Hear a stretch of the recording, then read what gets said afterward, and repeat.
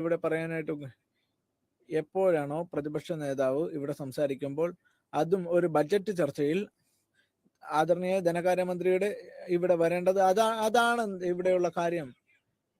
അങ്ങനെയാണ് നടപ്പ്. ധനകാര്യം ദയവായി ഇരിക്കുക. ദയവായി താങ്കൾക്ക് തീരുമാനിക്കുക എന്ത് വേണമെങ്കിൽ.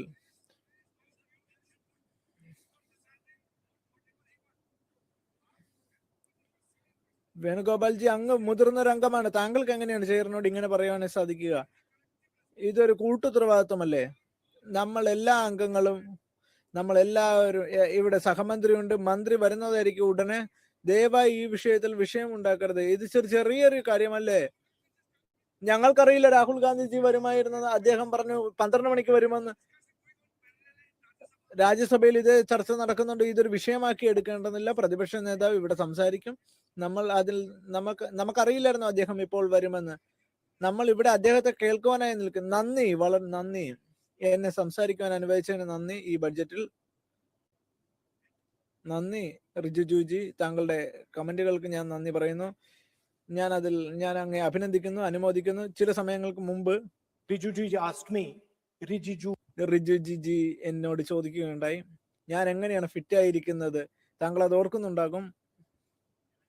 ഞാൻ അദ്ദേഹത്തോട് പറഞ്ഞിരുന്നു, ഞാൻ ജുജുത്സു ചെയ്യുന്നു, ഞാൻ മറ്റു ആയോധന കലകൾ ചെയ്യുന്നു.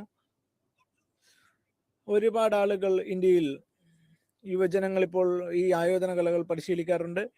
MMA ഇവിടെ ഒരുപാട് പോപ്പുലറായി വരുന്നു. ജൂഡോയുണ്ട്, ജുജുത്സുയുണ്ട്, അങ്ങനെ പലതരത്തിലുള്ള ആയോധന കലകളുണ്ട്. ഈ ആയോധന കലകളുടെ ഇതിന്റെ തറക്കല്ല് എന്ന് പറയുന്നത്, അധ്യക്ഷൻ സർ, അത് ഒരു ഗ്രിപ്പ് നമുക്ക് ആവശ്യമാണ്, ഒരു പിടുത്തം നമുക്ക് ആവശ്യമാണ്. നമ്മളുടെ ഈ ആയോധനകൾ തുടങ്ങുമ്പോൾ നമ്മളുടെ എതിരാളിയെ പിടിക്കുകയാണ് ചെയ്യുന്നത്. ഒരു ഗ്രിപ്പും ഇല്ലെങ്കിൽ നിങ്ങൾക്കൊന്നും ചെയ്യുവാനായി സാധിക്കുന്നില്ല. എന്താണ് ഇത്? നല്ല കാര്യമാണ്, പക്ഷെ അത് എന്തിനാണ് ഇവിടെ പറയുന്നത്? ഞാൻ അദ്ദേഹത്തെ അനുകൂലിക്കുകയാണ്, ഞാൻ LOPയെ അനുകൂലിക്കുകയാണ്. ദയവായി ഇരിക്കൂ. ഞാൻ പ്രൊസീഡ് ചെയ്യുകയാണ്. ഞാൻ കുറച്ച് ഫ്രീഡം ആവശ്യപ്പെടുകയാണ്, ആവിഷ്കാര സ്വാതന്ത്ര്യം ഞാൻ ആവശ്യപ്പെടുകയാണ് സർ. ലക്ഷ്യം അത് നമ്മൾ ഒരിക്കൽ ഈ ഗ്രിപ്പ് നമുക്ക് ലഭിക്കുമ്പോൾ നമ്മൾ അവരെ കടന്നു പിടിക്കുന്ന രീതിയിലേക്ക് എത്തുന്നു. നമ്മൾ അവരെ ഗ്രിപ്പ്, പിന്നെ നമ്മളെ കടന്നു പിടിക്കുന്നു. അപ്പോൾ നമ്മളുടെ എതിരാളിയെ നമുക്ക് വീഴ്ത്തുവാനായി സാധിക്കുന്നു, കഴുത്തിന് പിടിക്കുവാനായി സാധിക്കുന്നു. ഞാൻ ബജറ്റിലേക്ക് വരികയാണ്. അതുകൊണ്ട് തന്നെ നമ്മളുടെ ശ്രദ്ധ ബജറ്റിലേക്ക് ഞാൻ വരികയാണ്. അദ്ദേഹം ചില കാര്യങ്ങൾ പറയുന്നു. നന്ദി അധ്യക്ഷൻ സർ. നമ്മുടെ ലക്ഷ്യം മുഴുവൻ ഈ പിടുത്തത്തിലാണ്, ഈ ഗ്രിപ്പിലാണ്. അത് കഴിഞ്ഞ് നമ്മൾ ചോക്ക് പൊസിഷനിലേക്ക് എത്തുന്നു. നമ്മൾ ഇത് ചെയ്യുമ്പോൾ, നമ്മൾ ഈ ആയോധന കലകൾ പരിശീലിക്കുമ്പോൾ, നമ്മൾ ഈ ചോക്ക് പൊസിഷനിൽ നിൽക്കുമ്പോൾ, ഗ്രാപ്ലിംഗ് എന്ന് പറയും, നമ്മളുടെ എതിരാളി, അവരുടെ കണ്ണുകളിൽ നമുക്ക് കാണുവാനായി സാധിക്കും. അവർ മനസ്സിലാക്കുന്നു, അവരെ പിടിച്ചിരിക്കുന്നു. എന്താണ് അവരപ്പോൾ നമ്മളിൽ നിന്ന് കുതറി മാറുവാൻ ശ്രമിക്കുന്നു. 2-3 തവണ അങ്ങനെ അവർ ശ്രമിക്കുന്നു. പിന്നെ അവർ മനസ്സിലാക്കുന്നു, ഞാൻ പൂർണ്ണമായി പിടിയിലായിരിക്കുന്നു. എതിരാളി നമ്മളെ കീഴടങ്ങുന്നു. അദ്ദേഹം തറയിൽ കൈവച്ച് കീഴടങ്ങിയതായി പറയുന്നു. ഇതാണ് ഈ ആയോധന കലയുടെ ഏറ്റവും പ്രധാനപ്പെട്ട കാര്യം. ചോക്ക് ചെയ്യുന്നു, അതിനുശേഷം ടാപ്പ് ചെയ്യുന്നു. ആരെങ്കിലും MMA ജൂഡോയോ പരിശീലിക്കുന്നുണ്ടെങ്കിൽ എല്ലാം ഒരു ഗ്രിപ്പിലൂടെയാണ് തുടങ്ങുന്നത്. ഗ്രിപ്പ് എന്നത് അത് രാഷ്ട്രീയത്തിലുമുള്ള ഒരു കാര്യമാണ്. ഗ്രിപ്പ് ബിസിനസ്സിലുണ്ട്, വ്യാപാരത്തിലുണ്ട്. ജിജിത്സുവിൽ നമുക്ക് ഈ ഗ്രിപ്പ് കാണുവാനായി സാധിക്കും. എവിടെയാണ് കൈ, എങ്ങനെയാണ് നമുക്ക് പിടിക്കേണ്ടത് എന്ന് നമുക്ക് മനസ്സിലാക്കുവാൻ സാധിക്കും. രാഷ്ട്രീയത്തിലും ഗ്രിപ്പ്, ആരാണ് ശ്വാസം മുട്ടിക്കുന്നത് എന്ന് നമുക്ക് ഒരിക്കലും കാണുവാനായി സാധിക്കുകയില്ല. സാർ, ഞാൻ എക്കണോമിക് സർവേ നോക്കുകയായിരുന്നു സാർ. 2 കാര്യങ്ങളാണ് എനിക്ക് അതിൽ നിന്നും മനസ്സിലാക്കുവാൻ സാധിച്ചത്. വ്യക്തമായ പോയിന്റുകളാണ് ഞാൻ ഇവിടെ പറയാനായിട്ട് ആഗ്രഹിക്കുന്നത്. ആദ്യത്തെ പോയിന്റ്, നമ്മൾ ജീവിക്കുന്ന ലോകം ഇവിടെ ജിയോ പൊളിറ്റിക്കൽ സംഘർഷങ്ങൾ കടന്നു പോകുന്ന ഒരു രാജ്യത്താണ് നമ്മൾ ജീവിക്കുന്നത്. ഇതിന് അർത്ഥം പഴയ സമ്പ്രദായം അത് അമേരിക്കയെ ചുറ്റിപ്പറ്റിയുള്ളതായിരുന്നു. ഡോളർ സംബന്ധമായ ഒന്നായിരുന്നു. നേരത്തെ യൂണിപോളർ ആഗോള ശക്തിയായിരുന്നു ഉണ്ടായിരുന്നത്. അത് ഇപ്പോൾ വെല്ലുവിളിക്കപ്പെട്ടുകൊണ്ടേയിരിക്കുകയാണ്. അമേരിക്ക അതിപ്പോൾ വെല്ലുവിളിക്കപ്പെടുന്നു. ചൈനയുണ്ട് അതിനെ വെല്ലുവിളിയായി, റഷ്യയുണ്ട് വെല്ലുവിളി ഉയർത്തിക്കൊണ്ട്, മറ്റ് ശക്തികളുമുണ്ട്. രണ്ടാമത്തെ കാര്യം, അതും വളരെ പ്രധാനപ്പെട്ട ഒരു കാര്യമാണ്. നമ്മൾ ഇന്ന് ജീവിക്കുന്ന ഒരു ലോകത്ത് ഊർജം, ധനകാര്യം ഇവയെല്ലാം തന്നെ ആയുധവൽക്കരിക്കുകയാണ്. എന്ന് വെച്ചാൽ ഊർജത്തിനും ധനകാര്യ മേഖലയും അവയെല്ലാം തന്നെ ആയുധവൽക്കരിച്ചു കൊണ്ടിരിക്കുകയാണ് ഇന്നത്തെ കാലഘട്ടത്തിൽ. ഇത് നമ്മൾ സ്ഥിരമായ ഒരു ലോകത്ത് നിന്നും NSA പ്രധാനമന്ത്രിയും പറയുകയുണ്ടായി കുറച്ച് നാളുകൾക്ക് മുമ്പ്, അത് യുദ്ധത്തിന്റെ കാലം കഴിഞ്ഞിരിക്കുന്നുവെന്ന്. സത്യത്തിൽ നമ്മൾ യുദ്ധത്തിന്റെ കാലത്തേക്ക് കടന്നുപോയിക്കൊണ്ടേയിരിക്കുകയാണ്. നമുക്ക് കാണുവാൻ സാധിക്കും, യുക്രൈനിൽ യുദ്ധമുണ്ട്, ഗാസയിൽ യുദ്ധമുണ്ടായിരുന്നു, ഗൾഫ് മേഖലകളിൽ യുദ്ധമുണ്ട്, ഇറാനിൽ നമ്മൾ കണ്ടു, നമ്മൾക്ക് ഓപ്പറേഷൻ സിന്ദൂർ നമ്മൾക്ക് കണ്ടു. നമ്മളൊരു അസ്ഥിരതയുടെ കാലത്തേക്ക് കടന്നുപോയിക്കൊണ്ടിരിക്കുകയാണ്. ഡോളറിനെ വെല്ലുവിളി ഉയർത്തിക്കൊണ്ടിരിക്കുകയാണ്. ഈ കേന്ദ്ര ബിന്ദു ഇപ്പോൾ ഡോളർ ഇപ്പോൾ വെല്ലുവിളിച്ചുകൊണ്ടിരിക്കുകയാണ്. അമേരിക്കയുടെ മേധാവിത്വം ഉയർത്തിക്കൊണ്ടിരിക്കുകയാണ്. നമ്മൾ ഇന്ന് ഒരു ആഗോള ശക്തിയിൽ നിന്ന് പുതിയൊരു ലോകത്തേക്ക് മാറുകയാണ്. 2 ആഗോള ശക്തികൾ അല്ലെങ്കിൽ ഒന്നിലധികം ശക്തികൾ. ഇതൊരു അസ്ഥിര ലോകമാണ് നമ്മൾ ഇന്ന്. ഇതാണ് നിങ്ങളുടെ എക്കണോമിക് സർവേയിൽ പറഞ്ഞിരിക്കുന്നത്. ഞാൻ അതിന് പൂർണ്ണമായി 100% യോജിക്കുകയാണ്. ഈ യുദ്ധത്തിന്റെ കേന്ദ്ര ബിന്ദു അത് AI ബന്ധപ്പെട്ടതാണ്. എല്ലാവരും പറയുന്നു നമ്മൾ AI കാലത്തിലേക്ക് മാറിക്കൊണ്ടിരിക്കുകയാണെന്ന്. ഞാൻ എല്ലാവരെയും മുന്നറിയിപ്പ് നൽകുകയാണ്. AI ഒരുപാട് വെല്ലുവിളികൾ ഉണ്ടാകുന്നു. ഏറ്റവും പ്രധാനപ്പെട്ട ഒന്ന്, നമ്മൾ ഇത്രയും നാൾ കോൺഗ്രസ് പാർട്ടി അതുപോലെ തന്നെ UPA ബിൽ നിർമ്മിച്ച ഒന്ന്, ഇന്ത്യയിലെ IT മേഖല, ഇൻഫോസിസ് പോലെയുള്ള കമ്പനികൾ അവരെല്ലാം തന്നെ മുൻനിരയിലുണ്ടായിരുന്നു. വിവര സാങ്കേതിക വിദ്യയിലുള്ള അവരെല്ലാവരും തന്നെ വെല്ലുവിളി നേരിട്ടുകൊണ്ടിരിക്കുകയാണ്. ഒരു സോഫ്റ്റ്വെയർ എഞ്ചിനീയർ ആവുക എന്നത് ഇന്ത്യയിൽ വളരെ പ്രധാനപ്പെട്ട ഒരു കാര്യമായിരുന്നു. അതിനെല്ലാം തന്നെ വെല്ലുവിളി നേരിട്ടുകൊണ്ടിരിക്കുകയാണ്. ഒരുപാട് നമ്മുടെ എഞ്ചിനീയർമാർ അവരെല്ലാം തന്നെ AI-യിൽ നിന്ന് വെല്ലുവിളി നേരിട്ടുകൊണ്ടിരിക്കുകയാണ്. എന്തുകൊണ്ടാണ് ഞാൻ ഇത് പറഞ്ഞത്? ഈ അപകടകരമായ ലോകത്തേക്ക് നീങ്ങുമ്പോൾ എന്താണ് നിങ്ങൾ മനസ്സിലാക്കുന്ന ആദ്യത്തെ കാര്യം? ഒന്നാമത്തെ കാര്യം നിങ്ങൾ മനസ്സിലാക്കുന്നത് എന്താണ്? നിങ്ങളുടെ ശക്തി എന്നതാണ്. ഒരു വ്യക്തി എന്ന നിലയിൽ അല്ലെങ്കിൽ ഒരു രാജ്യം എന്ന നിലയിൽ ഞാൻ പറയാൻ ആഗ്രഹിക്കുന്നത്, ഈ സഭയോട് ഞാൻ പറയാൻ ആഗ്രഹിക്കുന്നത്, ഞാൻ എന്താണ് ചിന്തിക്കുന്നത് എന്നാൽ നമ്മളുടെ ശക്തി, നമ്മളുടെ മഹത്തായ രാജ്യത്തിന്റെ ശക്തി എന്തെന്നാൽ, ഞാൻ പറയാം, നമ്മളുടെ കേന്ദ്ര ശക്തി അത് നമ്മളുടെ ജനങ്ങളാണ്. 1.4 140 കോടി ജനങ്ങൾ. അവർ വളരെ ഊർജ്ജസ്വലരാണ്. അവർക്ക് ആരെയും വെല്ലുവിളിക്കാനായിട്ടുള്ള ധൈര്യമുണ്ട് ഈ ലോകത്ത്. അതാണ് നമ്മളുടെ ഏറ്റവും വലിയ ശക്തി. പക്ഷെ അത് ജനങ്ങൾ മാത്രമല്ല, 21ാം നൂറ്റാണ്ടിൽ പല കാര്യങ്ങളും നടക്കുകയുണ്ടായി. ജനങ്ങൾ കണക്കുകൾ ഉണ്ടാക്കുന്നു. നമുക്ക് ഏറ്റവും വലിയ കണക്ക് ശേഖരണം ഉണ്ടായിരുന്നു ഈ ലോകത്ത്. 1.4 ബില്യൺ ജനങ്ങൾ, 140 കോടി ജനങ്ങൾ എന്നതെന്നാൽ വളരെ വലിയ കണക്കുകളാണ്. ഇന്ത്യയിൽ മാത്രം ഉണ്ടാകുന്ന ഈ കണക്കുകൾ. എല്ലാവരും AI കുറിച്ച് സംസാരിക്കുന്നു. പക്ഷെ AI കുറിച്ച് സംസാരിക്കുമ്പോൾ അത് ഇന്റേണൽ കമ്പഷൻ എഞ്ചിൻ, അതിന് പെട്രോൾ ഇല്ലാതെ സംസാരിക്കുന്നതിനെ പോലെയാണ്. AI പെട്രോൾ എന്നത് ഈ വിവരശേഖരണമാണ്. ഞാൻ അത് ഒരിക്കൽ കൂടി പറയാം. ഈ പെട്രോൾ AI വേണ്ടിയുള്ള ഈ പെട്രോൾ വിവരശേഖരണമാണ്. നിങ്ങൾക്ക് വിവരം ശേഖരണമില്ലാതെ AI ഒരിക്കലും നിർമ്മിക്കുവാനായി സാധിക്കുകയില്ല. നിങ്ങൾക്ക് AI ഉണ്ടെങ്കിൽ നിങ്ങൾക്ക് ഡേറ്റ ഇല്ലെങ്കിൽ ഒന്നും തന്നെ ഇല്ല. ഇത് രണ്ട് ഡേറ്റ പൂളുകളാണ് ലോകത്തിലുള്ളത്. അത് ഇന്ത്യൻ പൂൾ ഓഫ് ഡേറ്റയും ചൈനീസ് പൂൾ ഓഫ് ഡേറ്റയുമാണ്. അവർക്കും 1.4 ബില്യൺ ജനങ്ങളുണ്ട്. നമ്മൾ അവരെക്കാളും വലിയ ജനസംഖ്യയുള്ള രാജ്യമാണ്. നമ്മൾ സ്വാതന്ത്ര്യം നൽകുന്നു ജനങ്ങൾക്ക്. നമ്മൾക്ക് കൂടുതൽ വിപുലമായ വിവരങ്ങളുണ്ട്. എന്താണ് രണ്ടാമത്തെ ശക്തി എന്നാൽ? രണ്ടാമത്തെ ശക്തി എന്താണ് നിങ്ങൾക്ക് ആവശ്യം? നമുക്ക് ഭക്ഷണം ആവശ്യമാണ്. ആരാണ് നമുക്ക് ഭക്ഷണം നൽകുന്നത്? നമ്മുടെ കർഷകർ നമുക്ക് ഭക്ഷണം നൽകുന്നു. നമ്മളുടെ തൊഴിലാളികൾ നമുക്ക് ഭക്ഷണം നൽകുന്നു. ഇതാണ് നമുക്ക് ശക്തി നൽകുന്നത്.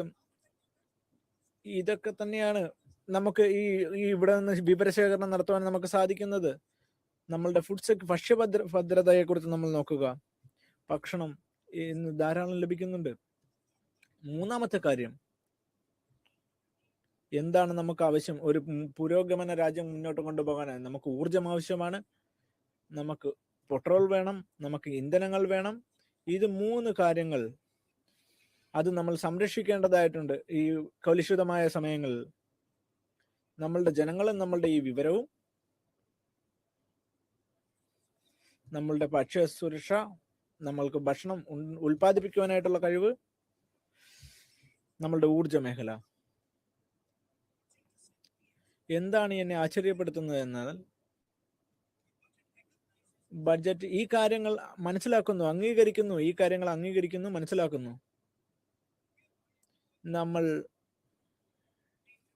വളരെ അപകടകരമായ സമയത്താണ് മുന്നോട്ട് പോയിക്കൊണ്ടിരിക്കുന്നത്. ബഡ്ജറ്റും മനസ്സിലാക്കുന്നു. ഊർജവും ധനകാര്യ മേഖലയും എല്ലായിടത്തും ആയുധവൽക്കരിച്ചു കൊണ്ടിരിക്കുകയാണ്. ഡോളറിനെ ആയുധവൽക്കരിക്കുന്നു.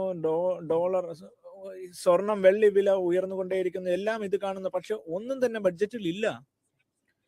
ബഡ്ജറ്റിൽ ഒന്നും തന്നെ ഇല്ല. ഇതാരും തന്നെ പറയുന്നില്ല. ഈ ഊർജവും സാമ്പത്തിക മേഖലയും ആയുധവൽക്കരിക്കുന്നതിനെ കുറിച്ച് ഒന്നും തന്നെ ഇല്ല. എന്താണ് ഇവിടെ നടക്കുന്നത്? ഈ ബഡ്ജറ്റിൽ എന്തൊക്കെയാണ് പറയുന്നത്? അതുപോലെ തന്നെ ബഡ്ജറ്റ് എന്നത് ഒരു കാര്യമാണ്. അത് ഒരിക്കൽ കൂടി പറയാം. ഈ ബഡ്ജറ്റുമായി ബന്ധപ്പെട്ട് പുതിയൊരു കാര്യം പറയട്ടെ. അമേരിക്കയുമായുള്ള കരാർ, നമ്മൾ അമേരിക്കയുമായി ഒരു കരാറിൽ ഏർപ്പെട്ടിരിക്കുകയാണ്. ഇപ്പോൾ ഒരു കാര്യം എനിക്ക് വളരെ വ്യക്തമായി പറയേണ്ടതായിട്ടുണ്ട്.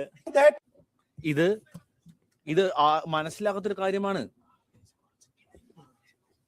ഈ ഒരു അവസ്ഥയിൽ അമേരിക്കയും ചൈനയും തമ്മിൽ ഏറ്റവും പ്രധാനപ്പെട്ട ഒരു അസറ്റ് എന്ന് പറയുന്നത് അത് ഇന്ത്യയുടെ ഡാറ്റയാണ്. അമേരിക്കക്ക് ഒരു സൂപ്പർ പവറായി, ഒരു വലിയ ശക്തിയായി മാറണമെങ്കിൽ, ഞാൻ പറയുന്നത് നിങ്ങൾ മനസ്സിലാക്കുക, അത് വളരെ പ്രധാനപ്പെട്ട ഒരു കാര്യമാണ്. അമേരിക്കക്കാർക്ക് ഒരു സൂപ്പർ പവറായി മാറണമെങ്കിൽ, അമേരിക്കയ്ക്ക് അവർ ഡോളറിനെ സംരക്ഷിക്കണമെങ്കിൽ, അതിനു വേണ്ട ഏറ്റവും അടിസ്ഥാനപരമായ കാര്യം അത് ഇന്ത്യയാണ്. എന്തുകൊണ്ടാണ്? കാരണം ചൈനക്കാർക്ക് 1.45 ആളുകളുടെ ഡാറ്റ പൂൾ അവർക്കുണ്ട്. നിങ്ങൾക്ക് ഇപ്പോഴത്തെ യൂറോപ്പിലെ ഡാറ്റ നോക്കാം, നിങ്ങൾക്ക് അമേരിക്കയുടെ ഡാറ്റ നോക്കാം, ഒരു പ്രശ്നവുമില്ല. ഇവയിലൊന്നും ചൈനീസ് ഡാറ്റയുടെ അത്ര ഉണ്ടാവുകയില്ല. അപ്പോൾ ഇത് ശരിക്കുമുള്ള ഒരു പ്രശ്നം. ഞാൻ സ്ട്രെങ്ത്തിനെ കുറിച്ച് പറയുന്നത്, ഇന്ത്യ നമ്മൾ നോക്കുകയാണെങ്കിൽ നമ്മൾ എന്താണ് ഇവിടെ വെക്കാൻ പോകുന്നത്? ഇതാണ് ഞങ്ങൾ മേശപ്പുറത്തേക്ക് വെക്കുന്നത്. നമുക്ക് വെക്കാൻ സാധിക്കുന്നത്? ഇവിടെ വെക്കുന്നത് വളരെ നല്ല കാര്യമാണ്. നമ്മൾ ഈ മേശപ്പുറത്തേക്ക് വെക്കുന്നത് നമ്മുടെ ആളുകളെയാണ് നമ്മളിവിടെ വെക്കുന്നത്. അവരെന്താ ചെയ്യുന്നത്, അവർക്ക് ഇഷ്ടമുള്ളത് എന്താണ്, ഇഷ്ടമില്ലാത്തത് എന്താണ്, അവരുടെ ചിന്തകൾ എന്താണ്, ഭാവന എന്താണ്, അവരുടെ പേടികൾ എന്തൊക്കെയാണ്, ഇങ്ങനത്തെ കാര്യങ്ങളാണ് നമ്മൾ ഇവിടെ മുന്നോട്ട് വെക്കുന്നത്. ഈ 20ാം നൂറ്റാണ്ടിൽ നമുക്ക് ഒരു വാല്യൂ ഇല്ലായിരുന്നു, ഒരു മൂല്യവും ഇല്ലായിരുന്നു. എനിക്ക് അറിയാം, കുറെ ആളുകൾ പറഞ്ഞു അന്നത്തെ ഇവിടുത്തെ പോപ്പുലേഷൻ, ജനസംഖ്യ എന്ന് പറഞ്ഞ പ്രശ്നമാണെന്ന് പറയുന്നു. അല്ല, ഒരിക്കലുമല്ല. അതങ്ങനെയല്ല. അത് നമ്മുടെ അഭിമാനമാണ്, നമ്മുടെ കരുത്താണ്. എന്താണ് ഇത്? നമ്മുടെ വലിയ കരുത്താണ്. ജനസംഖ്യ എന്ന് പറയുന്നത് വലിയ കരുത്താണത്. നമ്മൾ മനസ്സിലാക്കണം, ഡാറ്റ എന്ന് പറയുന്നത് അത് വളരെ പ്രാധാന്യമുള്ള ഒരു കാര്യമാണ്. ഇപ്പോൾ എനിക്ക് വളരെ അത്ഭുതപ്പെടുത്തുന്ന വസ്തുത എന്ന് പറയുന്നത്, എന്താണ് ഈ ഡീൽ സംഭവിച്ചത്? ഇവിടെ ഇന്ത്യ സഖ്യമാണ് അവിടെ നെഗോഷിയേറ്റ് ചെയ്തതെങ്കിൽ, പ്രസിഡന്റ് ട്രംപുമായി സംസാരിച്ചതെങ്കിൽ, ഞങ്ങൾ എന്താണ് പറയുകയാണെന്നത് ഇപ്പോൾ ഞാൻ പറയാം. ഞങ്ങൾ പറയാൻ പോകുന്ന കാര്യം, ഇന്ത്യ സഖ്യമാണ് ട്രംപുമായി പറഞ്ഞതെങ്കിൽ അത് ഇന്ത്യൻ ഡാറ്റയെ കുറിച്ചാണ് ഞങ്ങൾ ആദ്യം ട്രംപിനോട് പറയുക. നിങ്ങൾക്ക് ഡോളർ നിങ്ങൾക്ക് സംരക്ഷിക്കണമെങ്കിൽ, നിങ്ങളുടെ ഡോളറിനെ നിങ്ങൾക്ക് സംരക്ഷിക്കണമെങ്കിൽ ഞങ്ങൾ നിങ്ങളെ അംഗീകരിക്കുന്നു. നിങ്ങളുടെ ഡോളറിനെ സംരക്ഷിക്കാൻ ഞങ്ങൾ സഹായിക്കാം. പക്ഷേ നിങ്ങൾ ഒരു കാര്യം നിങ്ങൾ മനസ്സിലാക്കണം, നിങ്ങളുടെ ഡോളറിനെ നിങ്ങൾ സംരക്ഷിക്കണമെങ്കിൽ അത് ഇന്ത്യക്കാരോട് നിങ്ങൾ നുണ പറയാൻ പാടില്ല. അതാണ് ഞങ്ങൾ ആദ്യം പറയുക. ഞങ്ങൾ രണ്ടാമത്തെ കാര്യം ഞങ്ങൾ പറയാൻ പോകുന്നത്, മിസ്റ്റർ പ്രസിഡന്റ് ട്രംപ്, നിങ്ങൾക്ക് ഈ ഡാറ്റ നിങ്ങൾക്ക് വേണമെങ്കിൽ നിങ്ങൾ ഒരു കാര്യം മനസ്സിലാക്കണം. നിങ്ങൾ ഞങ്ങളോട് സംസാരിക്കാൻ പോകുന്നില്ല. ഞങ്ങളെ വേലക്കാരെ പോലെ നിങ്ങൾ കാണാൻ പാടില്ല. രണ്ടാമത്തെ കാര്യം മിസ്റ്റർ ട്രംപ് നിങ്ങൾ മനസ്സിലാക്കേണ്ടത്, ഞങ്ങളുടെ എനർജി സെക്യൂരിറ്റി അത് ഞങ്ങളുടെ മാത്രമാണ് എന്നാണ് ഞങ്ങൾ പറയുക. അത് എന്തൊക്കെ തന്നെ സംഭവിച്ചുകൊള്ളട്ടെ, ഞങ്ങളുടെ എനർജി സെക്യൂരിറ്റിയെ ഞങ്ങൾ സംരക്ഷിക്കുക തന്നെ ചെയ്യും. ഞങ്ങളുടെ ഊർജ്ജ സ്രോതസ്സിനെ ഞങ്ങൾ സംരക്ഷിക്കുക തന്നെ ചെയ്യും. ഇനി മൂന്നാമത്തെ കാര്യം ഞങ്ങൾ പറയാൻ പോകുന്നത്, മിസ്റ്റർ ട്രംപ്, ഞങ്ങൾക്ക് മനസ്സിലാകുന്നുണ്ട് നിങ്ങൾക്കൊരു വോട്ടർ ബേസ് ഉണ്ട്, അവിടെ കാർഷിക വോട്ടർ ബേസ് ഉണ്ട്. ഞങ്ങൾക്കറിയാം നിങ്ങളുടെ കർഷകരെ നിങ്ങൾക്ക് സംരക്ഷിക്കണമെന്ന് അറിയാം. പക്ഷേ ഞങ്ങളുടെ കർഷകരെ ഞങ്ങൾക്ക് സംരക്ഷിക്കേണ്ടതുണ്ട്. ഇങ്ങനെയാണ് ഞങ്ങൾ ട്രംപിനോട് ഞങ്ങൾ പറയുക. ഇവിടെ ഇന്ത്യ അലയൻസ് അവിടെ പോവുകയാണെങ്കിൽ ഡാറ്റയാണ് ഞങ്ങളുടെ വലിയ കരുത്താണെന്നാണ് ഞങ്ങൾ പറയുക.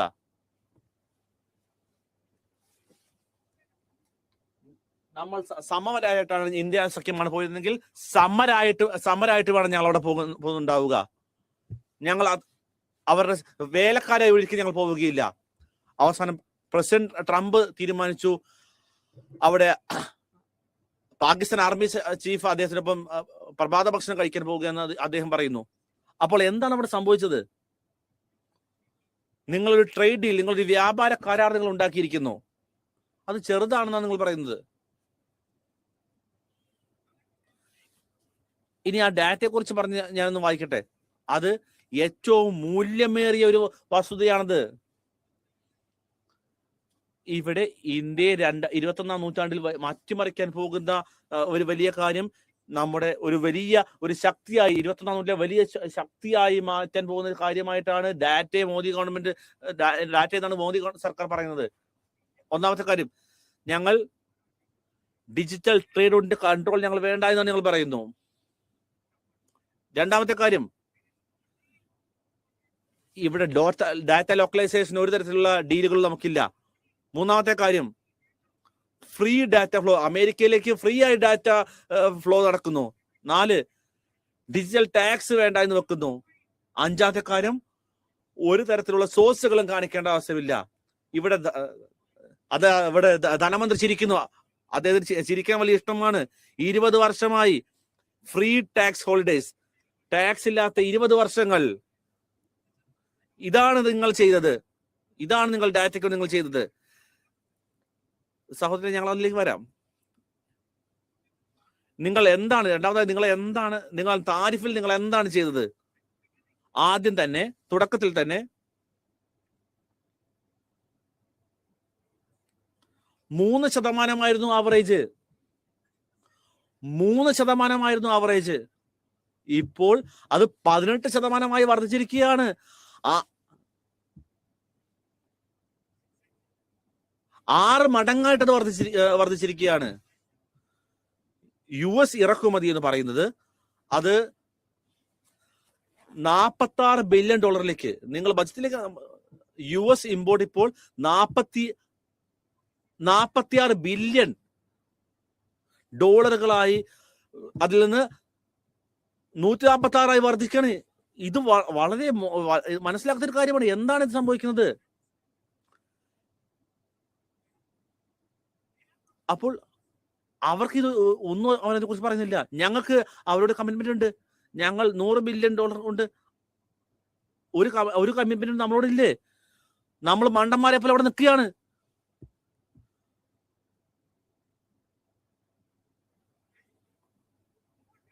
നമ്മുടെ താരിഫുകൾ ഇപ്പോൾ 3%, 18% അവരുടെ താരിഫ് കുറയുകയാണ് ചെയ്യുന്നത്. ഇപ്പോൾ എനിക്ക് മനസ്സിലായത്, ഇവിടെ ഉള്ള ആളുകൾ, ഇവിടുത്തെ ഭരണപക്ഷത്തിലെ ആളുകൾക്ക് എനിക്ക് അവരെ മനസ്സിലാവുന്നുണ്ട്.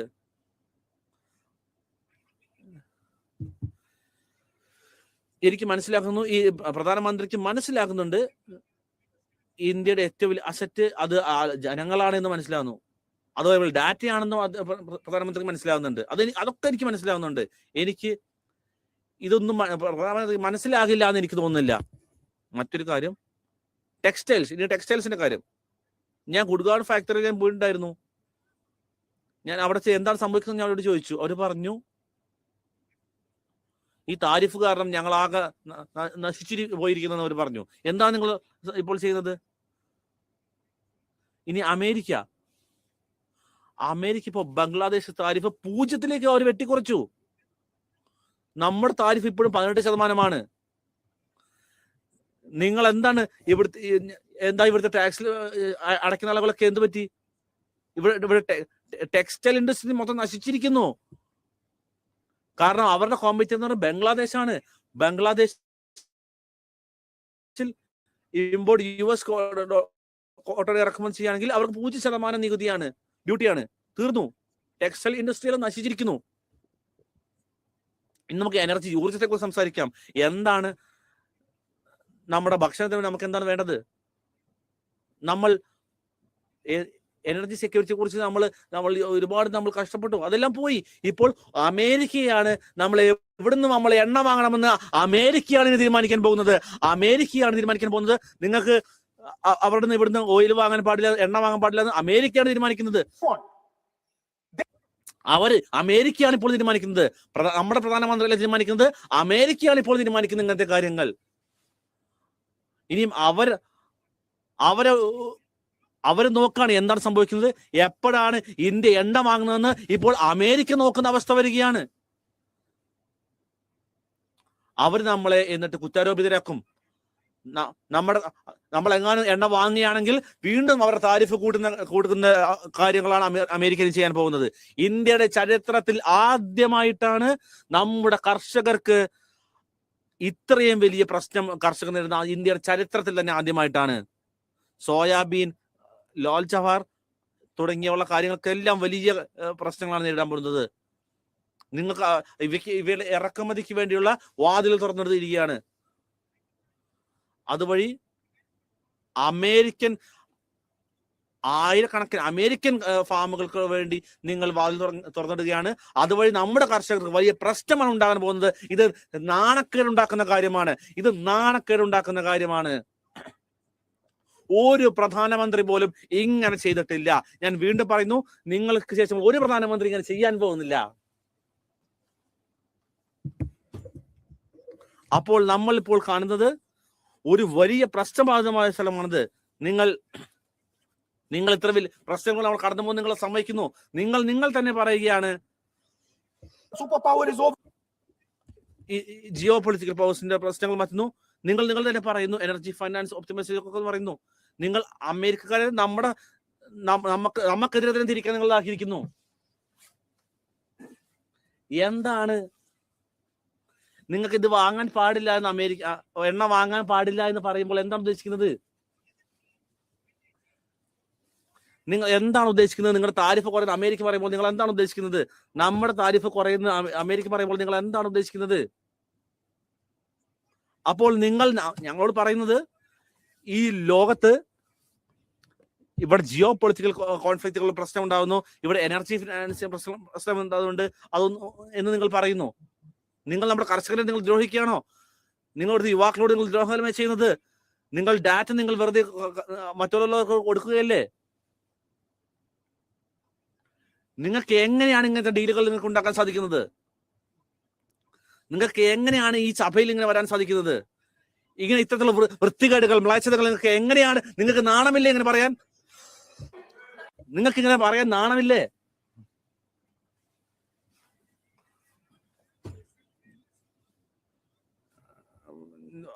അതെ, അൺപാർലമെന്ററി ആയിട്ടുള്ള കാര്യങ്ങൾ പറയാൻ പാടില്ല.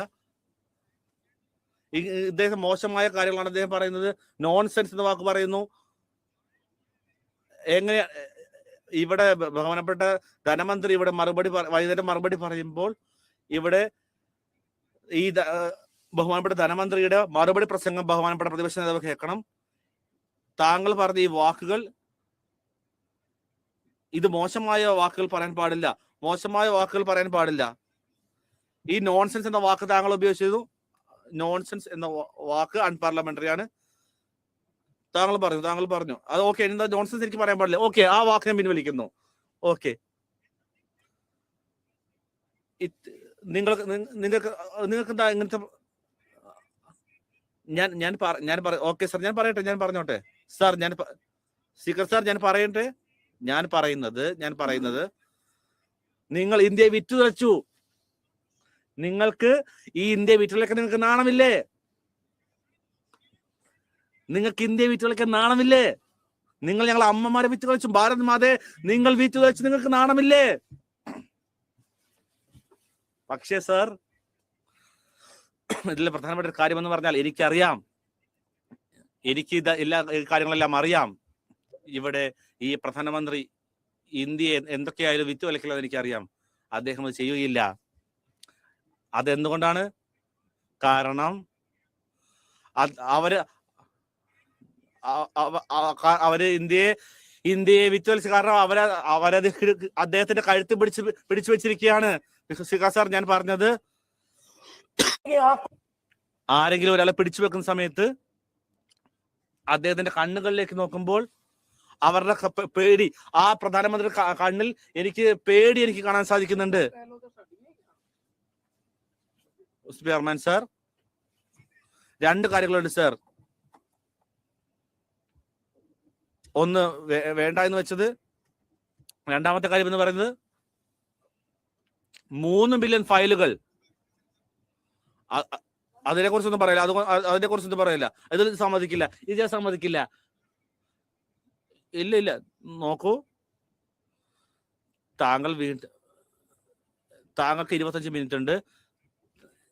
ഇല്ല, അതിനെ കുറിച്ച് ഞാൻ പറയുന്നില്ല. എഫ്സിനെ കുറിച്ച് ഞാൻ പറയുന്നില്ല. സ്പീക്കർ സാർ, നമ്മുടെ ബജറ്റിൽ നിങ്ങൾ സൂക്ഷ്മമായി നോക്കുകയാണെങ്കിൽ ഈ ബജറ്റിൽ ഞാൻ പറഞ്ഞതുപോലെ തന്നെ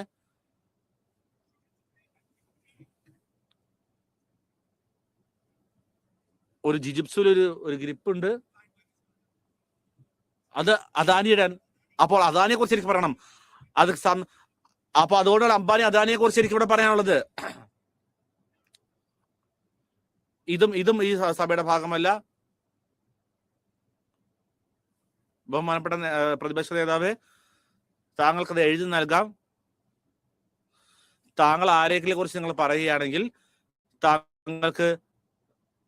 താങ്കൾ സബ്സെക്ഷൻ 5 താങ്കൾ നോക്കണം, റൂൾ 354 നിങ്ങൾ നോക്കണം. താങ്കൾ പ്രധാനമന്ത്രിയെ പോലെയുള്ള അദാനിജിയെ, അദ്ദേഹം പ്രധാനമന്ത്രിയെ കുറിച്ച് നിങ്ങൾ ലിങ്ക് ചെയ്യാണ്. അപ്പൊ താങ്കൾ ഇങ്ങനത്തെ കാര്യങ്ങൾ പറയാൻ പാടില്ല. താങ്കൾ ഈ ചർച്ചയുമായി ബന്ധപ്പെട്ട കാര്യങ്ങൾ താങ്കൾ പറയണം. ഞാൻ ബജറ്റിനെ കുറിച്ച് സംസാരിക്കുന്നത്, എന്നെ സംസാരിക്കാൻ അനുവദിക്കൂ. ബെന്നി ബെഹനാൻജി, താങ്കൾ ഇരിക്കൂ. താങ്കൾക്ക് പറയാനുള്ള കാര്യങ്ങൾ താങ്കൾ പറയുക. പക്ഷെ നിങ്ങൾ ആരെക്കുറിച്ച് പറയുമ്പോൾ, അല്ലെങ്കിൽ താങ്കൾ ആരെക്കുറിച്ച് ആരോപണങ്ങൾ പറയുമ്പോൾ, ഈ സഭയുടെ നടപടികൾ പ്രകാരമാണ്. വെറുതെ നമുക്ക് ഒരാളെ കുറിച്ച് ആരോടും പറയാൻ പാടില്ല.